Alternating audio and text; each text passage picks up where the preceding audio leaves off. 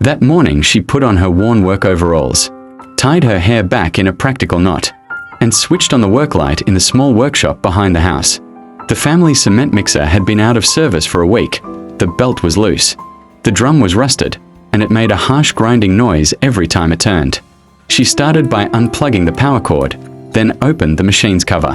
With a wrench and screwdriver in hand, she loosened the bolts, removed the cracked belt, and scraped away the dried cement that had caked inside the drum. As she brushed off the rust, she paused now and then to lubricate the stiff bearing, adding a few drops of oil and turning it slowly until the movement became smooth again. She inspected the drum's inner paddles, tapping away stubborn chunks of concrete with a small hammer, and cleaned the axle where dust had gathered.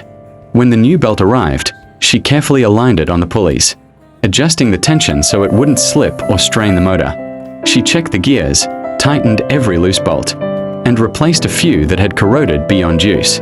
Once the mechanical parts were set, she took a brush and a small can of anti-rust paint, coating the chipped outer surface to protect it from the humid air.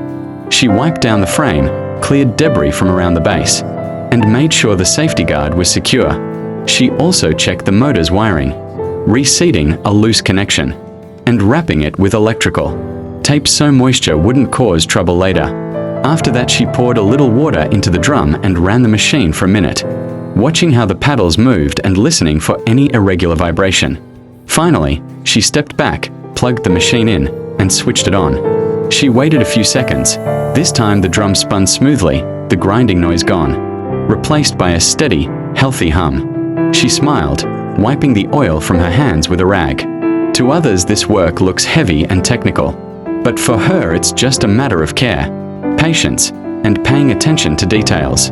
The mixer is ready to use again, not because a male mechanic came, but because she was willing to learn, get her hands dirty, and take the time to fix it herself.